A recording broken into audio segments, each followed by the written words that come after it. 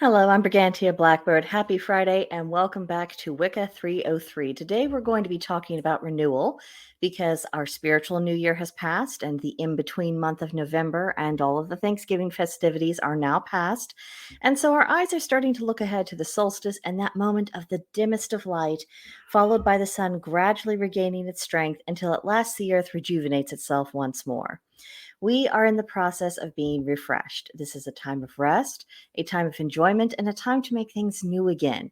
We are bringing greater light to the darkest part of the year, and we're starting to grow impatient for the sun to start giving us more and more light in due course. And there's just this sense of rejoicing when we start contemplating the meaning and the value of this special time of year.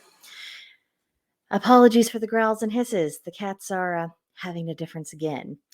Moving on, the spring, whether we are talking about the literal or a figurative spiritual spring, is a manifestation of the seeds of renewal that were sown long before any evidence of them could be observed.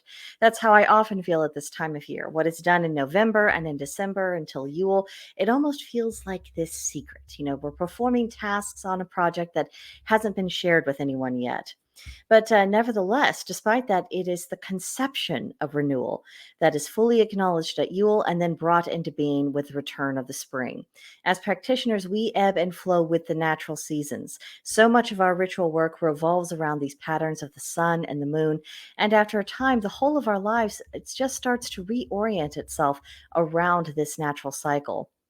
So, what kind of renewal are you looking for in your life and in your practice?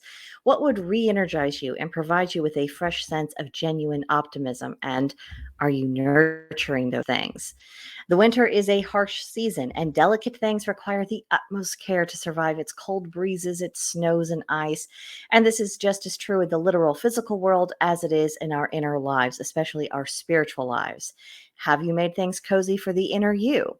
Now, it's easy enough to do this in the home. You put up the heavier drapes, toss a few extra blankets on the bed, you wear warm sweaters, and you start cooking, slow cooked soups and lots of baked goods. And then, boom, physical comfort abounds, and the outside weather can just do what it may. But it's not as obvious how to parallel that process when it comes to tending to our mental, emotional, and spiritual needs.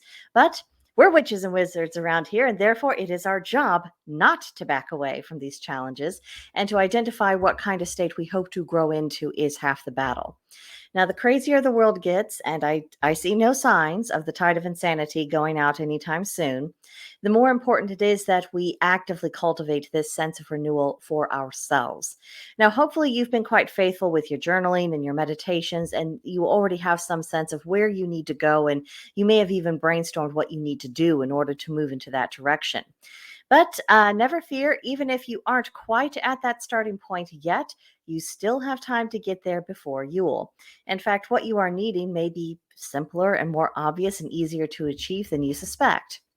Now, human needs are fairly straightforward. Our interior emotional lives are complicated, but our actual needs are very straightforward. And it's our overthinking and unrealistic expectations that start making everything seem unduly complicated. But if you can work past your personal distractions and evasions, you'll likely get to a place where you can see clearly, and that clarity may reveal that unexpected simplicity. And I'm sorry to be vague about all of this, but this is a deeply personal journey that will be different from each person. You are the one who will know what renewal means for you this year. I can shine a light on the process, but only you can walk the steps, so something to bear in mind. Now for our homework from December 1st to December 7th. Number one, make a list of the ways in which you would like to experience renewal, and then select what you consider out of that list to be the top priority. Number two, visualize where you want to be, and then to begin to work backwards from that point and figure out what steps are going to be necessary to go from A to B. And number three, start nurturing those seeds of ideas today. Take action and protect every single step of your process. And that is what I have for you today. Next week, we will be talking about how this is a contemplative time of year. So I hope you'll be back for that. In the meantime, questions, concerns, complaints, leave them for me in the comment section below, or shoot me an email at brigantiablackbird@protonmail.com, and I will get back with you just as soon as I can. But that will do for now, and I'll see you guys next time. Bye.